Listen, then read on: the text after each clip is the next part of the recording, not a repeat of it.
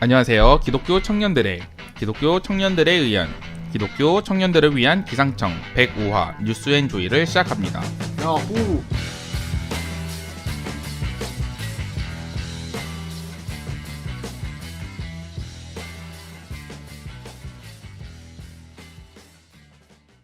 기상청은 결혼하셨어도 나이가 많다고 느끼셔도 본인이 청년이라고 느끼시는 모든 분들을 위한 방송입니다. 저희는 1g의 웃음 또는 공감을 목표로 하는 소소한 방송이었으나 이제는 이 세상을 살아가는 그리스도인으로서 어떻게 살아가야 할지 같이 고민하는 방송이 되려고 합니다. 안녕하세요. 서울의 봄에 밀린 뉴스앤조이의 진행자 미곰입니다. 하! 서울의 봄 따위 밀리다니. 안녕하세요. 와이크채입니다. 박모찌입니다. 네, 저희 한 주 만에 만났어요. 네. 그렇죠. 히사시부리. 지난주에는 우리 댓글을 읽어봤고요. 오늘은 근황 이야기를 해보려고 합니다. 저희 거의 한 달이 훌쩍 넘어서 만났는데 네. 그 사이 별일은 없으셨나요? 전 휴가가 시작되었습니다. 휴가 며칠이에요? 저 어제부터 해가지고 1월 1일까지 쭉 쉽니다. 우와, 엄청 길다. 이 맛에 골프장에서 노가다 합니다. 네. 유급 휴가인가요? 유급이죠. 우와. 저희 11월부터 2월까지 세 달 쉬는데 한 달 정도 휴가 가고 그런 사람들이 있어요. 예, 거의 겨울방학이라고 보시면 됩니다. 네, 저도 뭐 연말이라서 잘 지내고 있는데 네. 작년에 비해서는 확실히 좀 만남 횟수가 준 것 같아요. 네, 뭔가 뭐 여러 이유가 있겠지만 사람들이 당신을 싫어해서 그래요. 그것도 이유가 되겠죠? 아니에요. 한 해 갈수록 만남은 줄어드는 법이죠.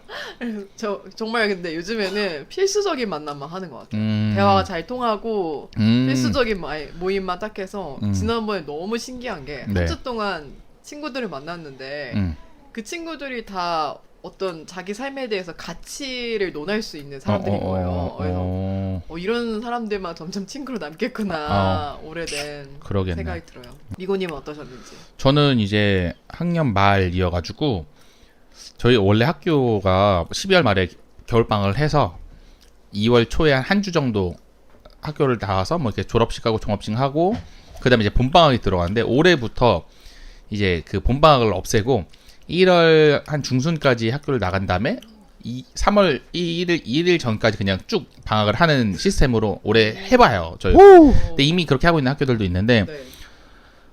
굉장히 우울합니다. 왜요? 보통은 지금 녹음 날이 저희 크리스마스 이브잖아요. 그쵸. 그럼 네. 보통 이제 다음 주면 방학을 하는구나. 약간 그런 희망찬 마음으로 네.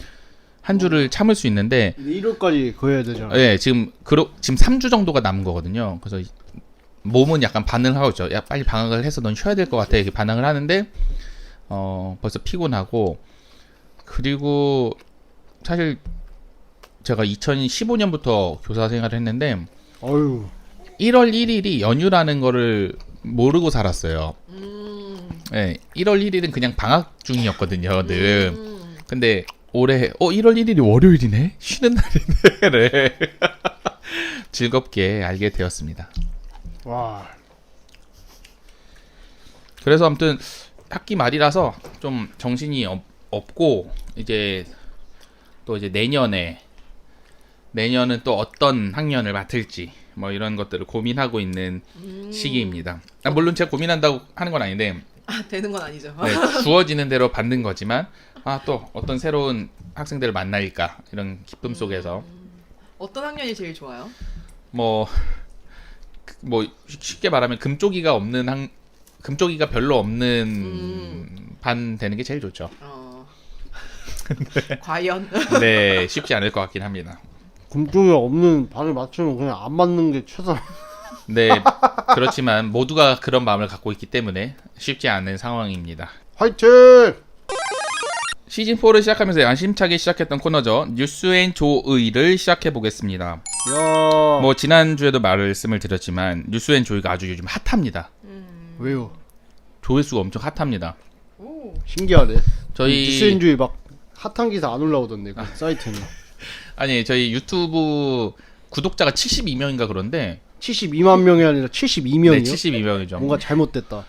72역 뭐 약간 이런 느낌도 좀 있는데 그 뉴스엔조이 지난번에 올렸던 그 드래곤 파워 그 편은 좀 몇백 회가 돼 있어요. 와. 조회수가 아주 감사합니다. 감사합니다. 네, 그래서 이번 뉴스도 뉴스엔조이에서 가져왔습니다. 제목은 거룩한 성범죄자들 1년 후 성범죄 유지 확정 목회자 27명 늘었다입니다. 이 뉴스는 2023년 11월 24일 뉴스고요. 최승현 기자님이 쓰셨습니다. 굉장히 이름이 낯이 익네요. 네. 덧붙여 설명을 드리자면 뉴스엔조이에서 2022년 11월 12일부터 목회자 성범죄에 대해서 1년간 취재도 하고 분석도 했었습니다. 그래서 1년 후라고 얘기한 거예요. 그럼 이게 다 연작 기사인데 그때 다 읽었던 기억이 나네요. 예. 그럼 뉴스를 한번 읽어보도록 하겠습니다.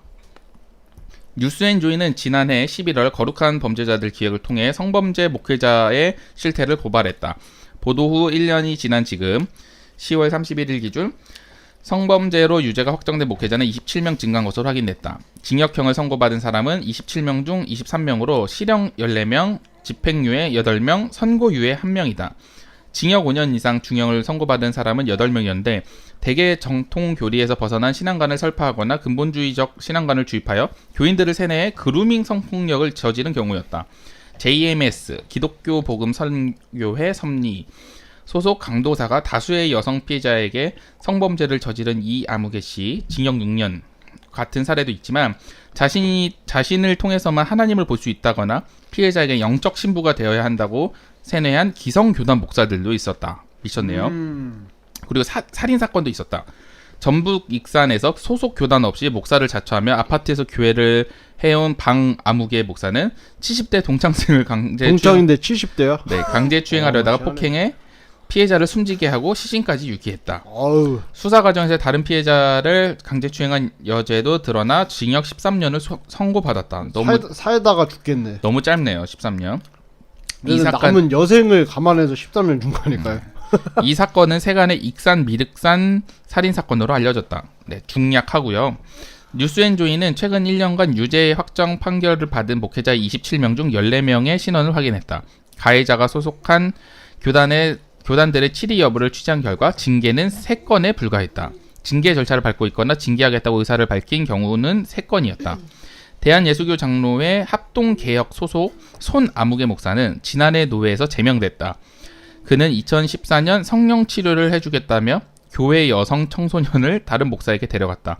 그가 말한 성령치료란 맨솔에담 등을 온몸에 바르며 기도해주는 행위였다. 그냥 마사지 아니에요, 마사지?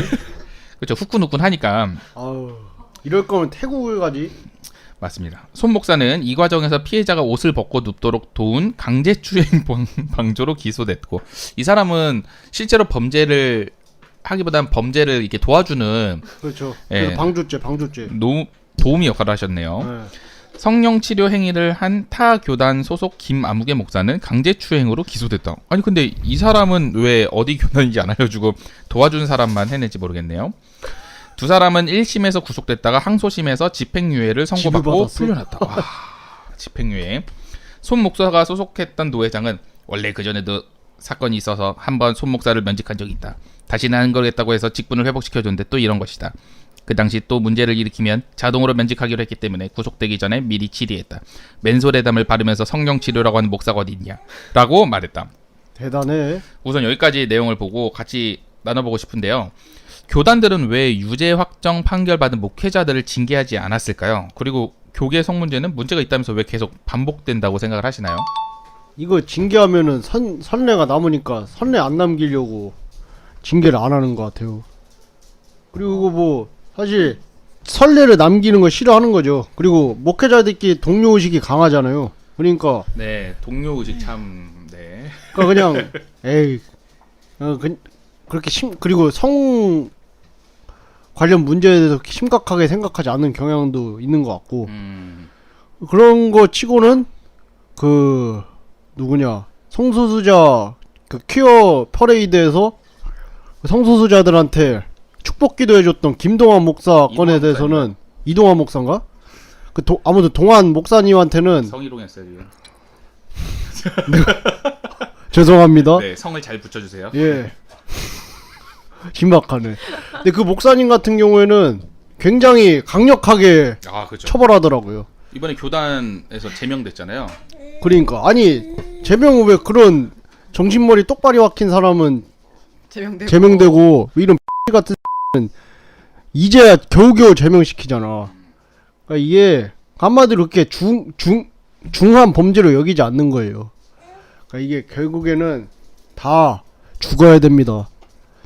그 위에 계신 그 꼰대 같은 목사님 다 이게 노인네들 50대부터 넘어가서 60, 70대 되는 분들이 계시니까 그런 건데 아마 이게 우리 그 책 한국교회 트렌드 2024 이거 보면 젊은 목회자들 중에는 생각이 트인 사람들이 많잖아요. 그렇죠. 그러니까 이 패러다임이 바뀌려면은 윗세대가 다 죽어야 됩니다. 근데 진짜 무서운 건 뭐냐면 아래 저희랑 연령대가 비슷한 목회자인데도 이렇게 생각하는 생각이 사람이... 똑같은 사람들이 수두룩 빽빽입니다. 근데 네, 젊은 꼰대라고 그러나? 근데 젊은 꼰대들은 고려장을 당해야 됩니다. 아 아니지. 아니 근데 목회자 되기가 쉬운가요? 쉽죠. 그러니까 버티면 되는 거예요, 솔직히. 그러니까 일단 목사 자격이 되는 게 어렵지 않게 뭐 예전에 한 몇 년 전까지만 해도 예장 통합 장신대, 예장 합동 통신대 여기는 사실 좀 빡셌거든요. 네. 요새는 근데 그것도 옛말이 됐지. 엄청 해야 되고 뭐 하는데 이제는 제가 알기로 거기도 정원을 다 못 채워가지고 다 미달라니까 쓰면 넣는 거예요.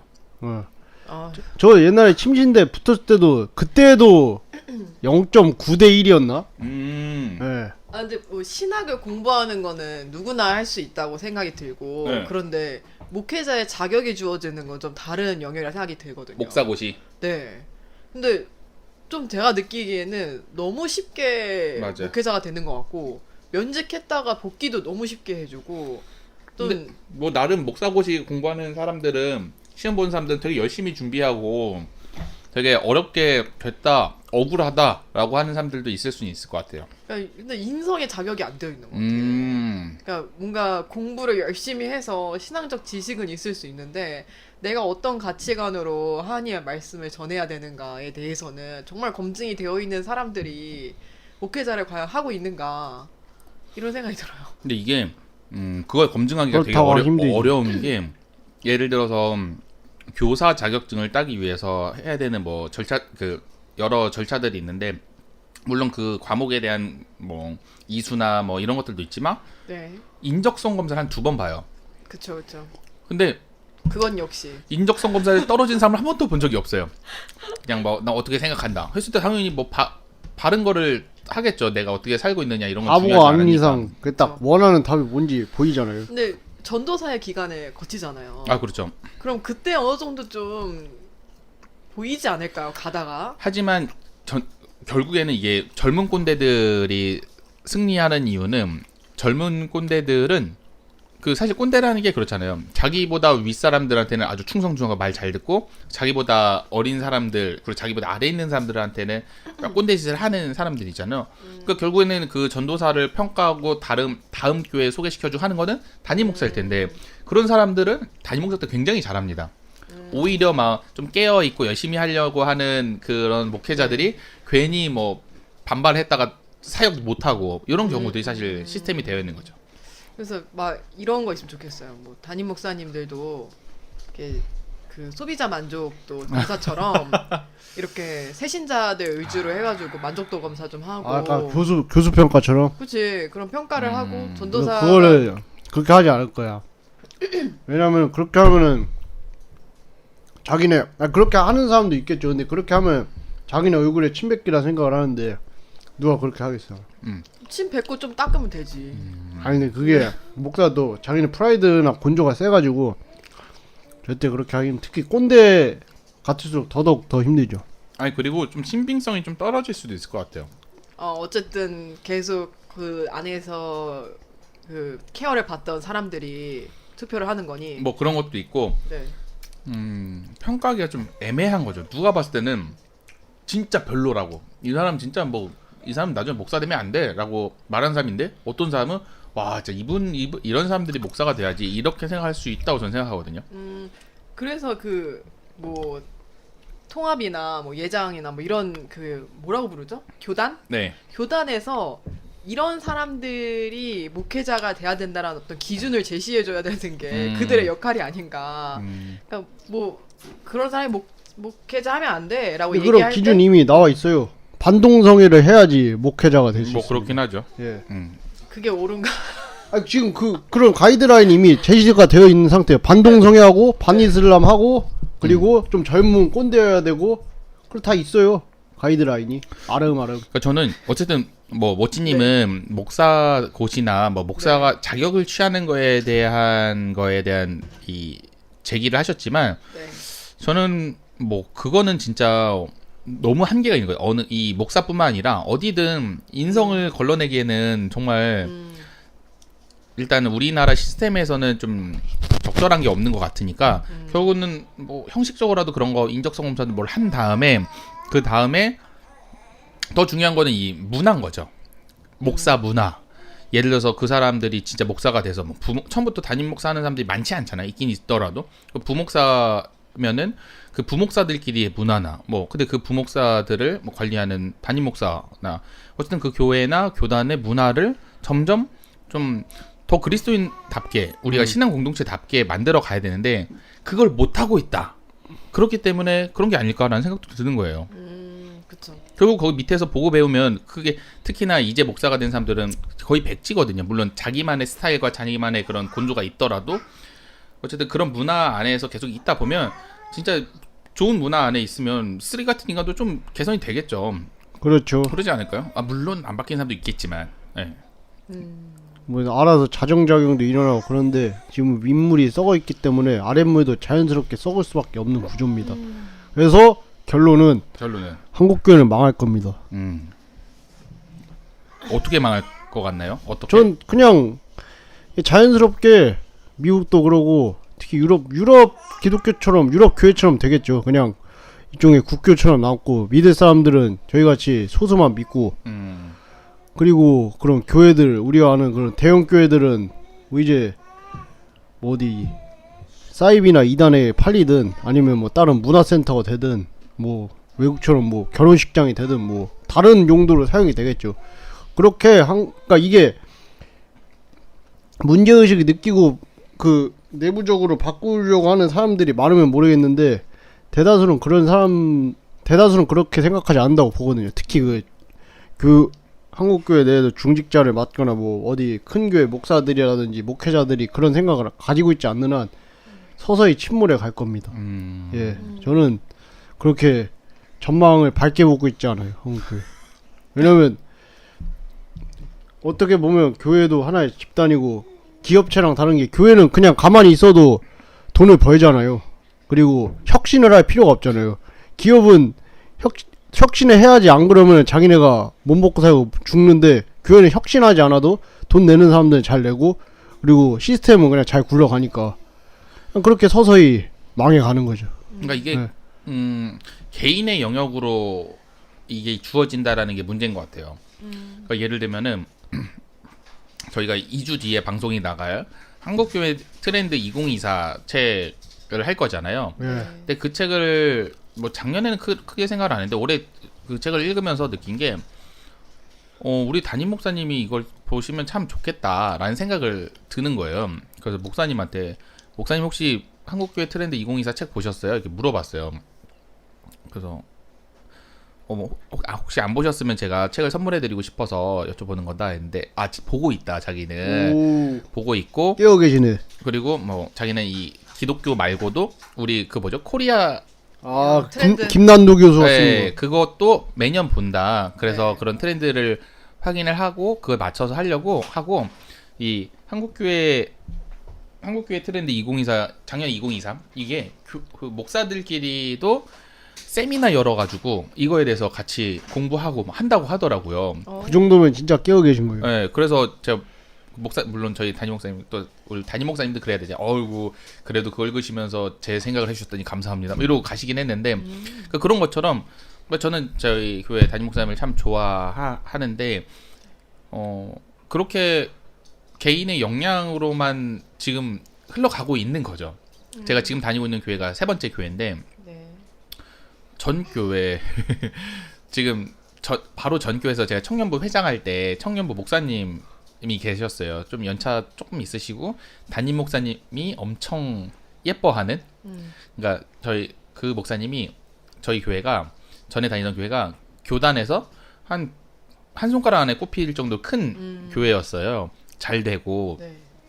근데 어쨌든 그 담임 목사님이 다른 또 큰 교회에서 초빙 받아서 왔고 그 전 교회에서 이 목사님을 데려올 정도로 엄청 이렇게 신뢰하는 목사님인데 제가 교회를 나가긴 했지만 어떤 뭐 좀 연이 또 돼가지고 목사님 만나자 그래가지고 만났어요. 그래서 막 얘기하다가 제가 그때 2023 책을 봤으니까 목사님 저 이거 한국 교회 트렌드 2023 이런 책이 있는데 뭐 요런 내용이 있고 막 했는데 저한테 미구마 그래 넌 그런 책도 읽는구나. 아 목사님은 책 안 읽어. 목사님은 성경밖에 안 봐. 뭐 이러시는 거예요. 자랑이네. 네.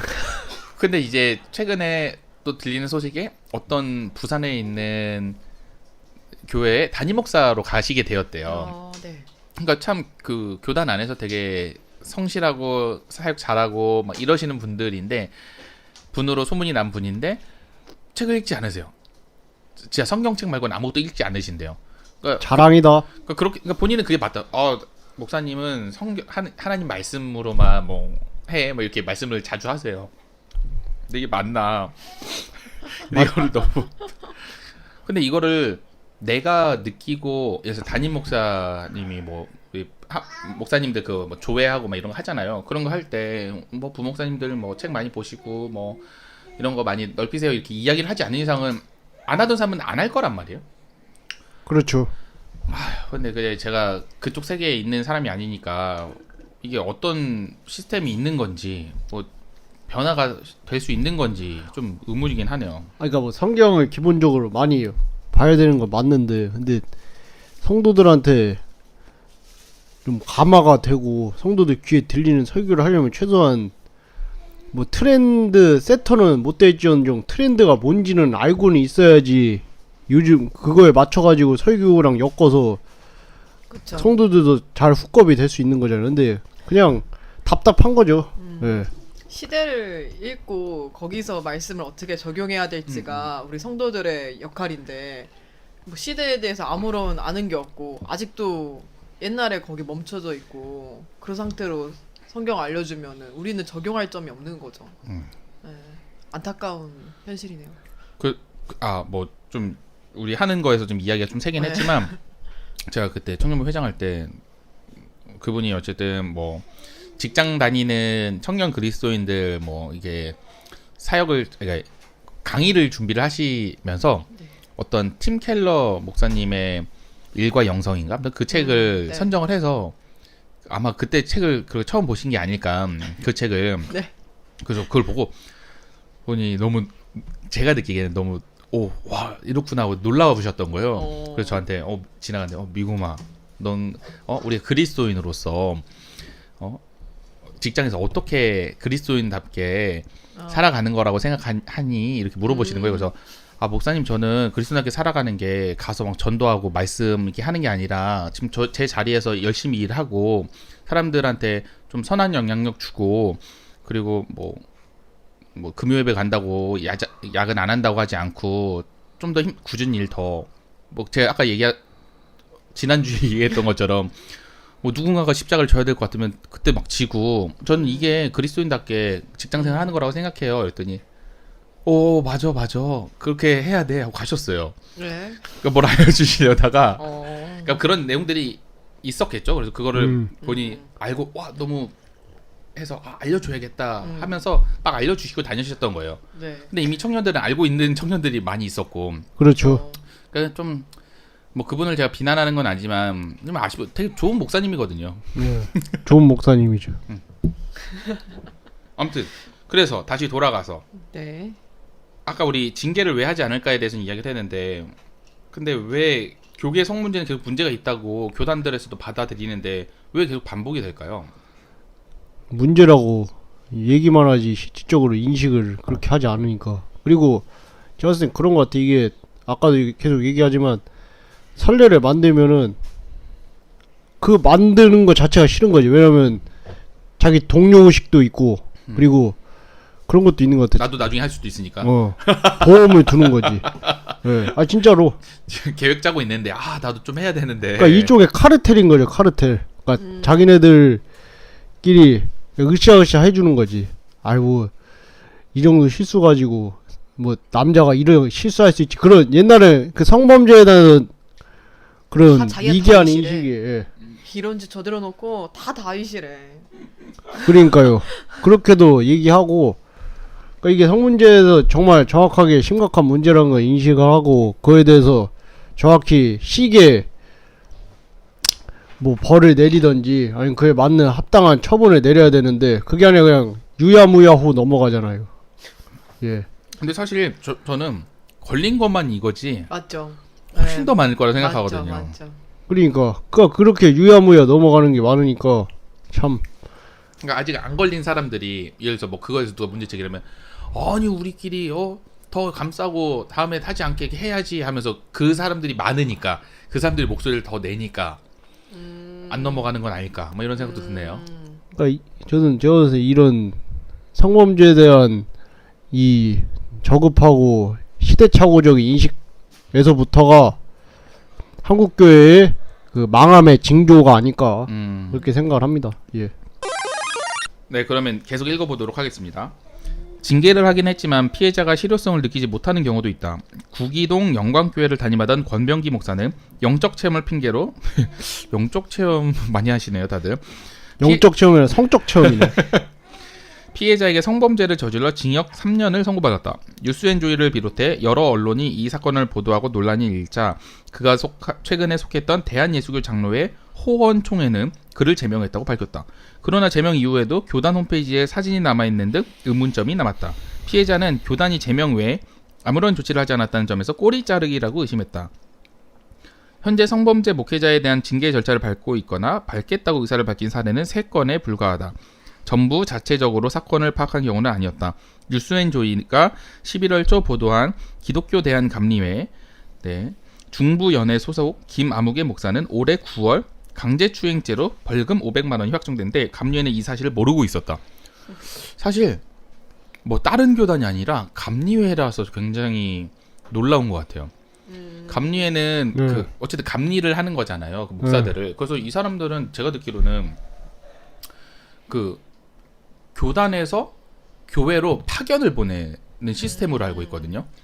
진짜 감사하듯이. 예. 그러니까 뭐 내가 뭐 교회를 뭐 새로 세우거나 뭐 알아서 구인하는 게 아니라 이렇게 뭐 파견해가지고 소속하고 그리고 물론 월급은 거기서 받고 뭐 이런 것도 있고 어쨌든 뭐 그래서 뭐 최근에 저희 단톡방에서 얘기 들었을 때는 감리회는 뭐 자체적인 연금도 있다고 뭐 하는데 감리회에서조차 이 사실을 모를 정도면 아마 다른 교단은 더 모르지 않을까. 많이 다 했죠. 네, 그 중략하고 교인을 성추행해 징역 2년에 집행유예 3년을 선고받은 의정부 시옷교회 박아무개 목사도 마찬가지다. 뉴스앤조이는 그가 속한 예장 합동 황해노회 아니 근데 가끔 황해노회 그러니까 황해는 지금 남한에 없잖아요. 네. 그러니까 이런 노회들이 있어요. 뭐 평양노회 왜 있는지 모르겠어요. 아무튼 사실관계를 물었으나 알지 못한다는 답이 돌아왔다. 며칠 후 노회 한 목사에게 전화가 왔다. 그는 개인적 사정으로 목회를 그만둔다고 해서 주변 노회 목회자들이 식사도 하고 격려해서 떠나보려 보냈는데 이런 일이 있는지 몰랐다며 당혹감을 감추지 못했다. 그는 판결문을 입수한 후 논의에 들어갈 것이라고 말했다. 교단들은 왜 그러는 걸까요? 그러니까 이게 막 예를 들면 가톨릭처럼 직할 체제가 아니니까 이런 걸 위해서 자기가 자진 신고하지 않으면 모르는 시스템인가 보죠.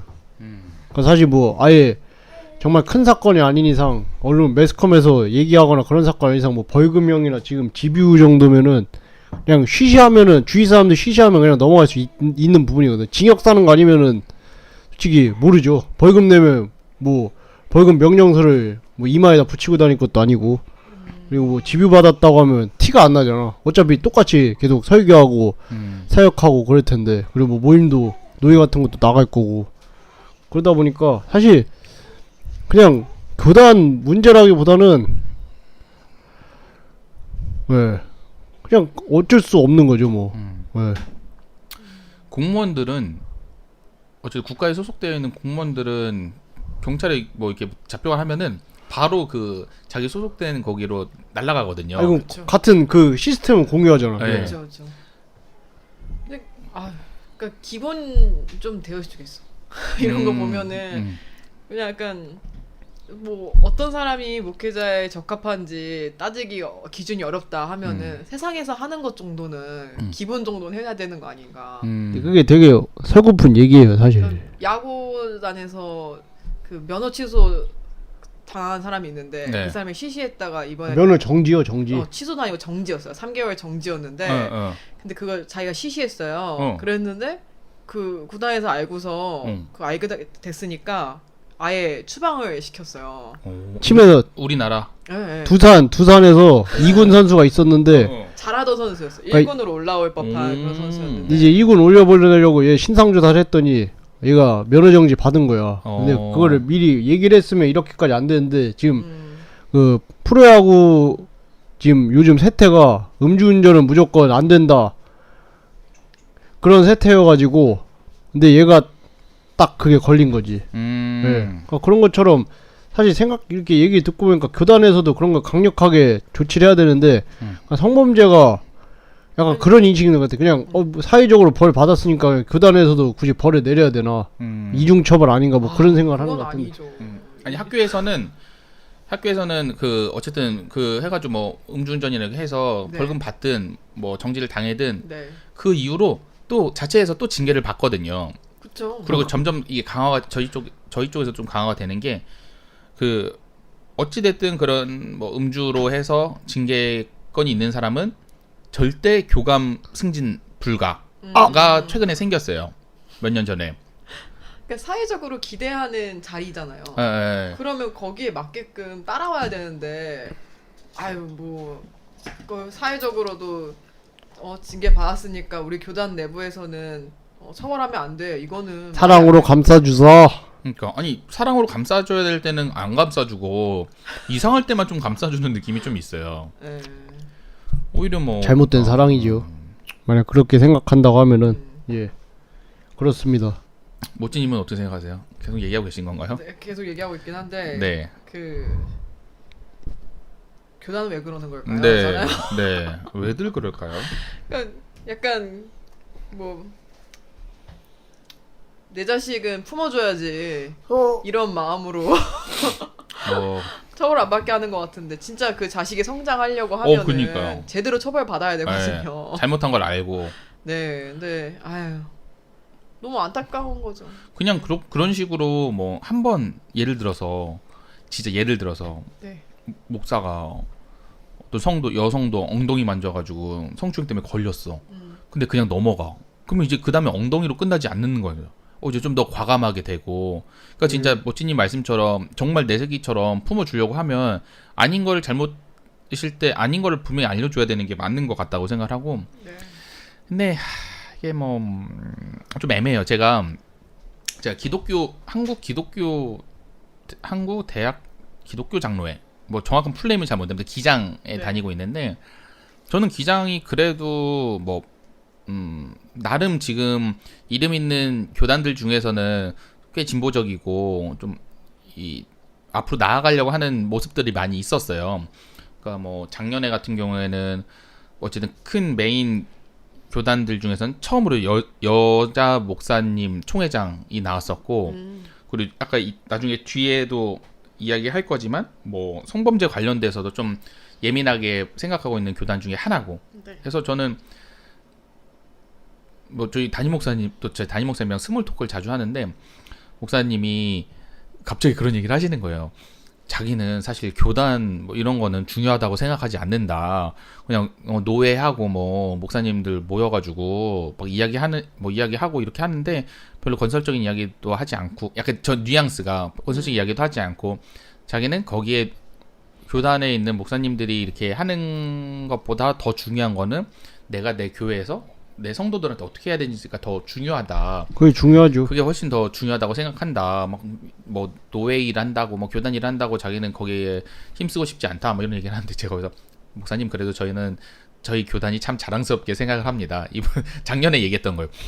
뭐 이번에 처음 또 여성 총회장 목사님도 나오고 참 좋다고 생각합니다. 그러니까 되게 당황하시더라고요. 그러니까 그런 것처럼 근데 제가 알지 못하는 부분들은 담임 목사님은 더 많이 알고 계시겠죠. 네. 그러니까 이건 아닌데 싶은 걸 분명히 느끼셨으니까 저희 담임 목사님 성격상 가서 이렇게 들이받을 성격은 아니고 그냥 에휴 내가 그냥 피해야지 뭐 그냥 다른 데 집중해야지라고 생각을 하셨을 것 같아요. 그러니까 전반적인 이 교단들이 이 자정작용을 못하고 있는 건 맞는 것 같아요. 동감합니다. 그러면 나머지 기사를 읽어보도록 하겠습니다. 대부분 교단은 소속 목회자가 성폭력 범죄를 저질렀는지 인지조차 하지 못한다. 구속되는 경우가 아니면 얼마든지 범죄 내용을 숨기면서 재판을 받을 수 있기 때문이다. 그렇죠. 구속이 되면 네, 갑자기 뭐야 그 설교를 못하니까 네, 걸리겠죠. 그렇죠. 그런 건 티가 확 나지. 네. 집행유예나 벌금형을 선고받아도 마찬가지다. 이번에 유죄 확정 판결을 받은 27명 중 3명이 신학생이다. 만일 이들이 범죄 이력을 숨기고 목사 안수를 받으려 한다면 현재와 같은 교단 시스템에는 범죄 이력을 알 방법이 없다. 그 우리 강남역 사건 기억나시죠? 몇 년 전에 예. 여성 네. 화장실에서 네. 그때 범인이 신학생이었던 거로 기억하거든요. 그래요? 네, 나 몰랐네. 그랬군요. 그렇습니다. 신학생들 쓰레기구만. 아주 부끄럽습니다. 예. 이러한 사례들은 목회자에 대한 성범죄 경력 조회 및 취업 제한 제도 도입의 필요성을 보여준다. 이게 아까 모찌님이 말씀하신 사회에서 하는 것 정도는 해야죠. 하자야는. 맞아. 이 범죄 사실 조회를 할 수 있어야 되겠네. 네. 왜냐하면 사실 교회 청소년 어린이들이 있는 그런 곳이잖아요. 그러니까 원래 당연히 했어야 되는 거를 안 하고 있었던 거죠. 우리 전도사님이 정장을 입고 있었는데 이 정장 바지 밑에 전자발찌가 있을 수 있었다는 거죠. 지금까지. 그러네. 그걸 확인 안 했었으니까. 예장 합동 소속 한 노회장은 노회에서 범죄 경력 같은 걸 조회할 수 있으면 참 좋을 텐데 권한이 없어서 어떻게 하지를 못한다. 솔직히 말해서 부교육자 뽑을 때 어디서 굴러먹다 왔는지 전혀 알 수 없지 않나. 나만 해도 전에 있던 부목사가 다른 교회에서 목회한다는 이야기를 듣고 그 교회에 전화해서 부목사의 성범죄 사실을 알려줬다. 지금은 이렇게 개인적으로 알려주는 길밖에 없는 것 같다고 말했다. 이거는 참 저는 핑계라고 생각합니다. 의지가 없는 거죠. 사실 조회 다 해볼 수 있는데. 그 사람한테 써서 받으라고 해가지고 인근 경찰서에 막 해가지고 다 조회해 주는 건데 그럼요. 그냥 자기네 뭐 교단에서 조회할 수 없다라고 이렇게 한 거는 말이 의지 안 돼. 부족, 의지 부족.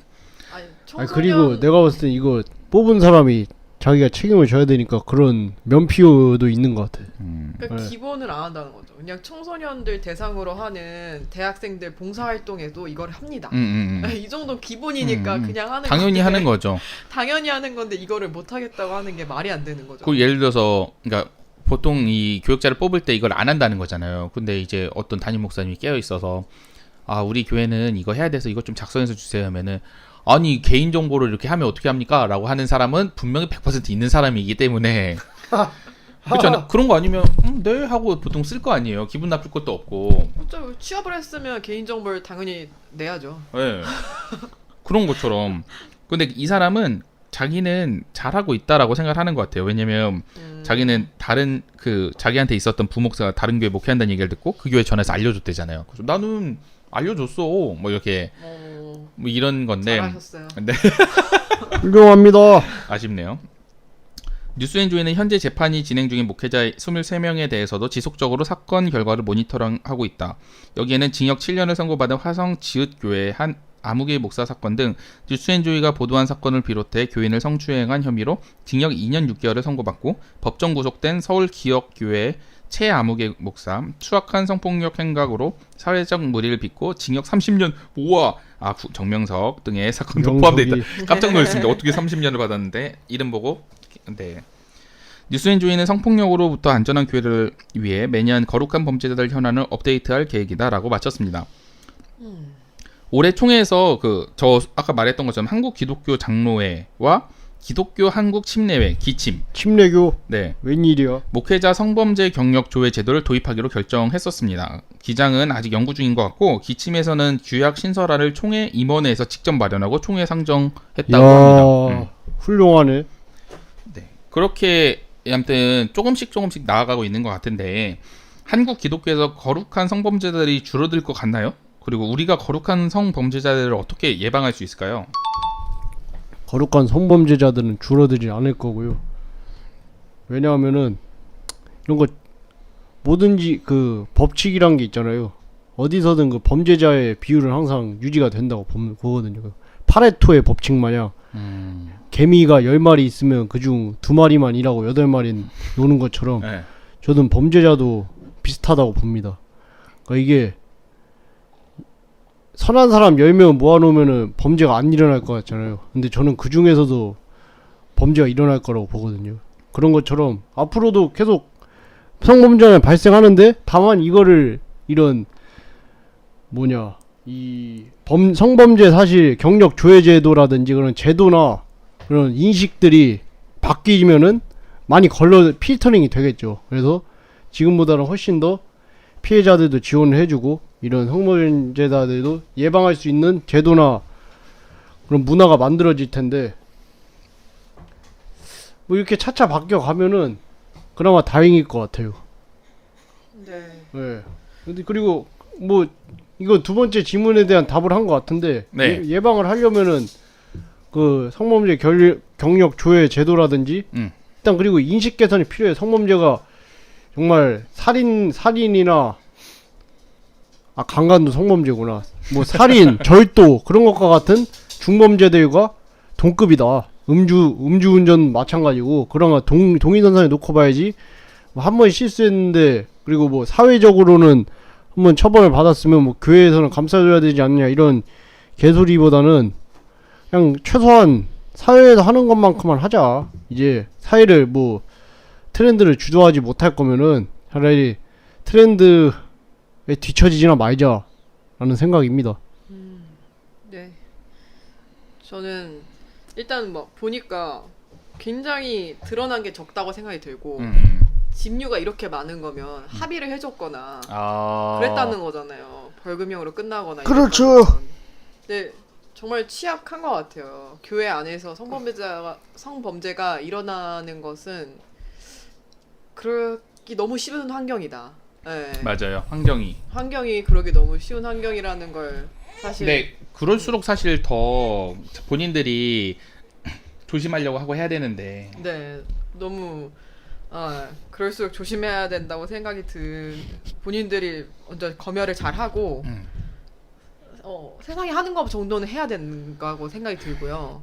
그리고 이제는 우리 다니는 신도들도 이 사람들도 똑같은 직장인이다, 사람이다라는 거를 좀 인지를 하고 사람이라는 걸 인지를 하고 배우잖아요. 유치원에서 안 돼요, 싫어요, 하지 마세요, 요즘에 하지 도와주세요. 그거 요즘에 하지 말라고 합니다. 하지 말라고 하나요? 아무튼 그런 교육 하지 않습니다. 그런 교육 하지 않나요? 네, 근데 네. 막 그런 식으로 뭔가 이 사람들도 똑같은 사람이기 때문에 범죄자가 될 수 있다라는 거를 좀 잘 알고 대처해야 된다고 생각이 들어요.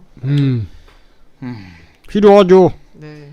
그러니까 이게 저는 좀 위에 분들 좀 힘이 있는 분들이 생각을 고쳐 먹었으면 좋겠는 게, 그러니까 결국에는 이거를 뉴스인 조회를 엄청 싫어할 수도 있어요.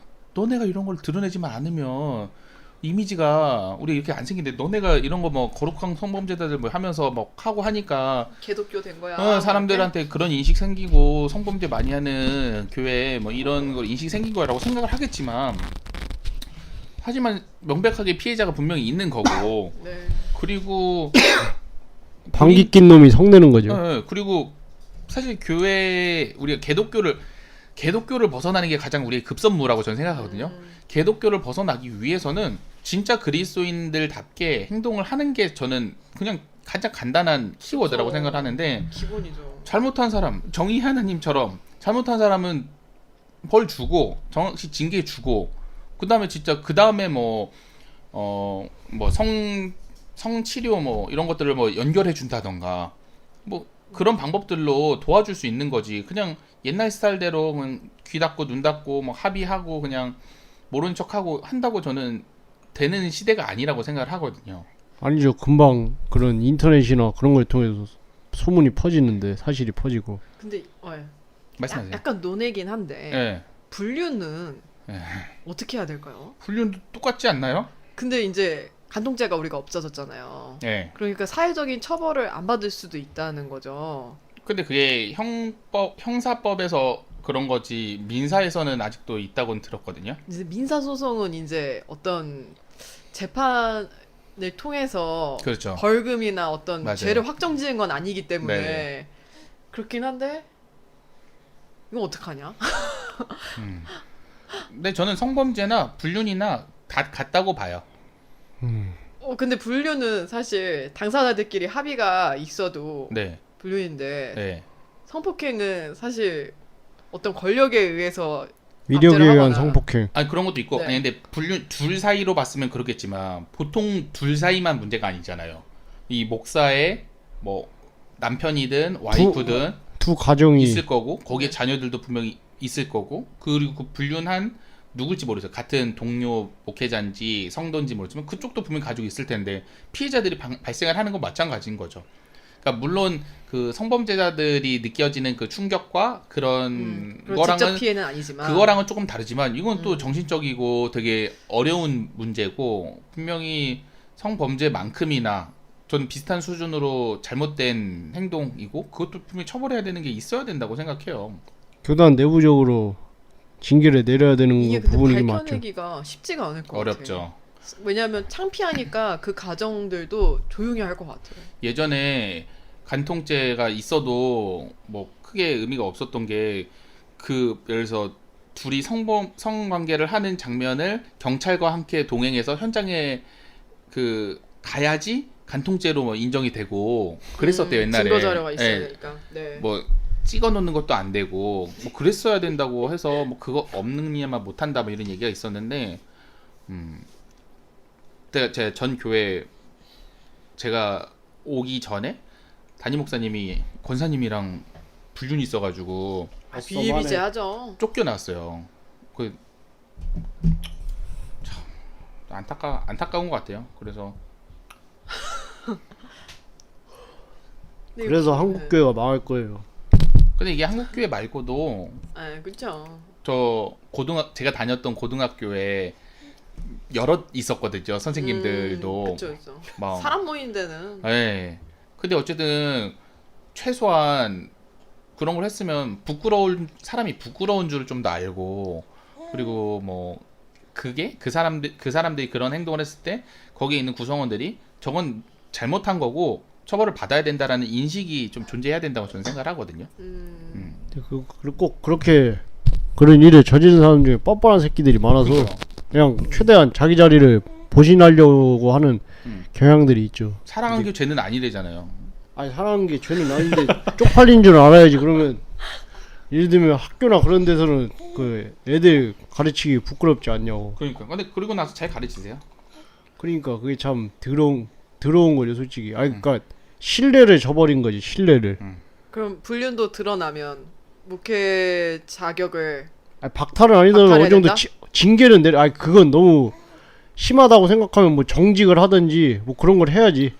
근데 저 전에 다니던 거기는 목사님 그만두셨던 것 같아요. 그러니까 그냥 근데 그만둔 줄 알았는데 또 딴데 지방에서 가서 사역하고 그럴 수 있다니까요. 있겠네. 똑같이.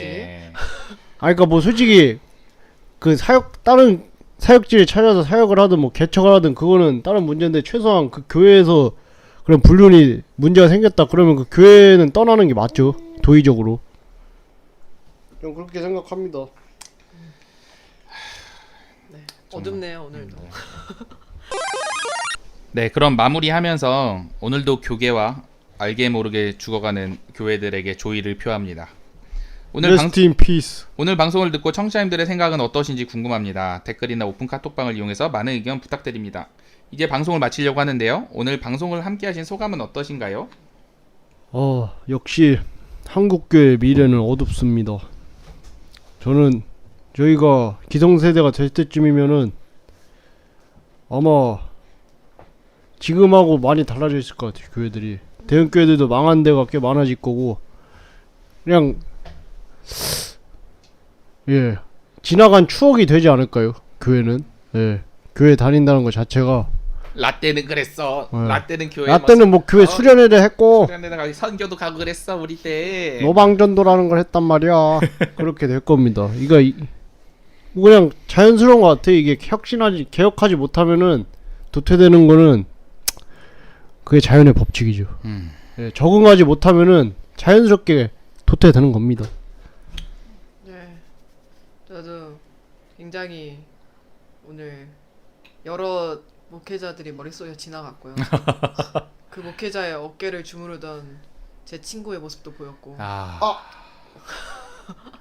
네. 과연 어깨만 주물렀을까요? 아니 그냥 물어보는 거야. 예, 예. 딴 데도 안마를 할 수가 있잖아요. 아니, 뭐 그럴 수 팔이라든지. 다른 아닌 것 같은데 딴 거 얘기한 것 같은데. 네. 저는 뭐 모르겠습니다. 상상에 맡길게요. 막 안타깝네요. 안타깝고 진짜 하나님의 말씀을 전하시는 분들이니 적어도 좀 본이 되려고 노력을 했으면 좋겠고 그걸 응원해주는 제도가 교단 안에도 마련됐으면 좋겠습니다. 맞습니다. 아유 정말 이게 그냥 그 상식이 통하는 교회가 됐으면 좋겠어요. 왜 교회는 그러니까 이런 말 진짜 싫어하는데 뭐 은혜롭게 이런 말로 퉁쳐가지고 말도 안 되는 일들이 계속 일어나고 있는 게 전 참 안타깝고요. 정말 우리가 결국에는 그리스도인이라는 게 나 혼자만 잘 믿고 나만 잘 사는 게 그리스도인이 아니잖아요. 다 같이 그렇죠. 우리 공동체를 이루고 하나님 나라를 만들어 가야 되는데 그것의 가장 중요한 첫 발걸음이 이런 성범죄에 관련된 것을 정확하게 뭐 그런 생각도 들어요. 이게 닭이 먼저인지 네 지금 제 딸이 옆에서 시끄럽게 빨리 끝내라고 하고 있습니다. 동의하네요. 동의. 동의하는 거군요. 닭이 먼저인지 달걀이 먼저인지 모르겠어요. 그러니까 목사가 되면 성범죄 막 이게 하고 싶은 욕구가 끌어오르는 건지 욕구가 끌어오르는 놈들이 목사가 되는 건지 뭐 알 수가 없네요. 네. 저는 전자의 경우가 더 많다고 봅니다. 그런가요? 문화적으로? 그러니까 그게 결국에 그런 위력에 의한 성범죄는 맛을 보면 성욕보다는 권력욕에 가깝다고 봐요. 결국에 성을 범죄를 저지르는 게 그 사람이 성을 가지면 거의 그 사람이 가장 내밀하고 그렇죠. 핵심적인 부분을 가지는 거잖아요. 그렇죠. 네, 그런 거죠. 우리가 기상청에서 뭐 예전에 아우성도 하고 성 관련돼서를 몇 번 했던 것 같은데 할 때마다 늘 기분 찝찝하네요. 지난주 우리 서울의 봄에 이어서 자꾸 이런 찝찝한 걸 하긴 하지만 그래도 우리가 이걸 외면하면 안 된다라고 저는 생각합니다. 혹시 지금 어디에서든 이런 걸 보거나 당하고 있는 사람들이 있다면 은혜로 넘어갈 일이 아니라는 걸 꼭 아셨으면 좋겠습니다. 예, 기독교 내부에도 그럼에도 불구하고 이 성폭력 상담 센터라든지 그런 기관들이 존재를 합니다. 한라인들이. 예. 맞아요. 뉴스엔주의에서도 옛날에 그 책자도 뿌리고 그랬었는데 저희 집에도 있습니다. 예, 그런 것처럼 그러니까 기관들이 존재하니까 만약 이런 문제들 때문에 고생하시는 분들이 있으시면은 그런 기관들 한번 찾아서 상담하시는 게 나을 것 같아요. 이 교회 내부적으로는 절대 해결이 안 되고 교단도 마찬가지고 그런 단체나 기관들을 찾아가시는 게 제일 빠릅니다. 네, 증거를 모으시고 신고하세요. 근데 이게 진짜 성범죄에 연루된 사람들은 이게 본인이 너무 약간 더럽혀졌다고 생각해서 사람들한테 말하지 못하고 표현하지 못하는 사람들도 있기 때문에 이게 어렵네요. 나의 일이 아니니까. 근데 그래도 해야 됩니다. 나를 위해, 저 새끼를 위해. 맞아요. 나를 지키기 위해서 해야 되는 일입니다. 오늘 방송도 들어주신 청취자님들 감사합니다. 저희는 기상청에서 이런저런 이야기를 하기 위해서 그리스도인으로서 열심히 살아가도록 하겠습니다. 내일 말고 오늘 행복하세요. 안녕. 안녕.